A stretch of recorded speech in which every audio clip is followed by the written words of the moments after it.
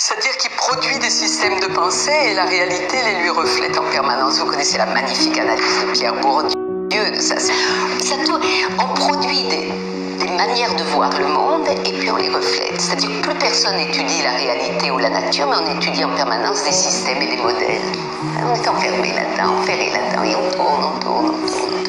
Bon, dans ce système-là, ça me fait mourir de rire. Je relisais récemment l'Heptaméron de Boccace, le Décaméron de Boccace, et après aussi l'Heptaméron de Marguerite de Navarre, pour d'autres raisons.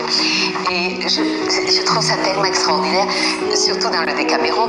Vous avez des personnages qui vont quitter Florence, qui est envahie par la peste, et qui vont se retirer à l'abri pour aller parler de petits... Et ils vont se raconter pendant des jours et des histoires grivoises. Parce que c'est difficile à faire au milieu d'une société encore surveillée.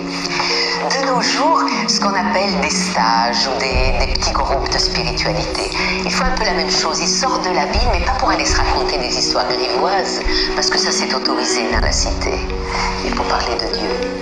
Alors moi je trouve que c'est un retournement tellement drôle.